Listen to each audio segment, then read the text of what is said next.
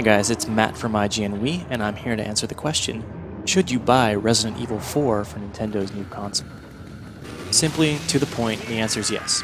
And I state that knowing full well that this is a game that's been out for 2 years on GameCube, PlayStation 2, and recently the PC platform. So if you fall into that camp of users who've, played it before and beaten it, maybe gone through everything, well, I still recommend picking this version up, and I'll tell you why. It's because the Wii iteration is the best from the GameCube version, the best from the PlayStation 2 version, and all with some Wii enhancements for good measure. Really, this is the collector's edition, and it comes to Wii at a bargain price. The core game itself hasn't really changed since we first saw it on GameCube. As Leon S. Kennedy, you arrive in a European village and find that it is pretty much saturated by crazed villagers out to murder you in the most violent ways imaginable. Some games take forever to get started, but that's not the case with RE4. Within a matter of about a minute, you're running for your life, and rarely, honestly, rarely does this title let up.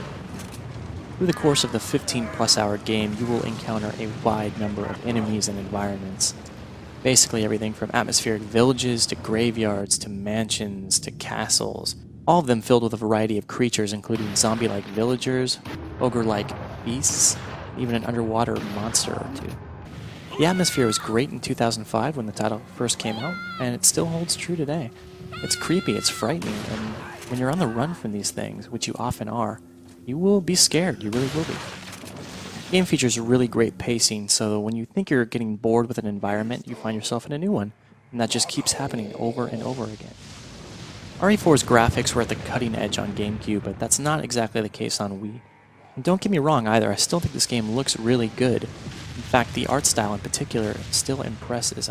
Your jaw will drop at some points. The creature designs, the level designs, they're pretty fantastic, even today. With the arrival of the next-gen systems, though, and the introduction of high-definition graphics, we've all come to expect a richer, greater level in detail, particularly when applied to texture resolution. And that is just not happening in RE4. When you walk up to an environment and look closely at, say, doors and windows or even characters, you're going to see some blur, and there's just no getting around that. It's unfortunate. Still, as a complete visual package, RE4 remains one of the prettiest titles on Wii, something I'm not entirely excited about because it just shows that most third parties have really been lazy about what they're doing visually on the system. The big selling point with the Wii version here are, of course, the new Wii remote controls. You still control Leon with the nunchuck's analog stick, but now you can actually aim with pretty pinpoint accuracy using the Wii remote at any time. Using the pointer to target enemies is much preferred over the traditional control scheme. You just have more accuracy and more speed at any given moment, and as a result you can play better. Within about 5, maybe 10 minutes, I think you'll be easily pulling off headshots, targeting multiple enemies on the run, and just really feeling much more comfortable with the control setup altogether. Of course, that doesn't mean everything is working perfectly in this new version. Actually, now that we've all been taught to use the Wii Remote to point and turn the screen in first-person shooters and even some third-person action games, you really want to do the same in RE4 and you'll find that you can't. Actually, all turning is still handled exclusively by the analog stick, so you can, in theory, be pointing with the Wii Remote at the far right side of the screen and still turn left with the analog stick. It feels a little clumsy, actually, but certainly no clumsier than using 2 analog sticks. Meanwhile, there's Waggle. Yeah, it's in there. You can shake the Wii Remote back and forth to sprint as Leon, or if you get caught by a villager, you can break free by doing the same thing. It's nice, it feels alright, but it's not going to make or break the experience. One addition I really do welcome, though, is the inclusion of a true 16:9 widescreen mode. As you might remember, that was absent from the GameCube version, later added to the PS2 version.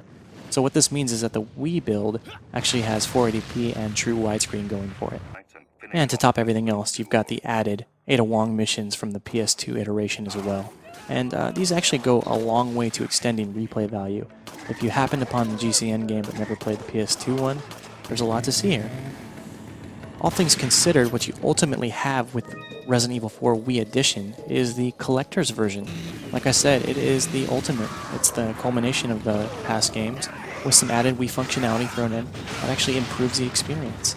You get all this, meanwhile, for that $29.99 bargain bin price point.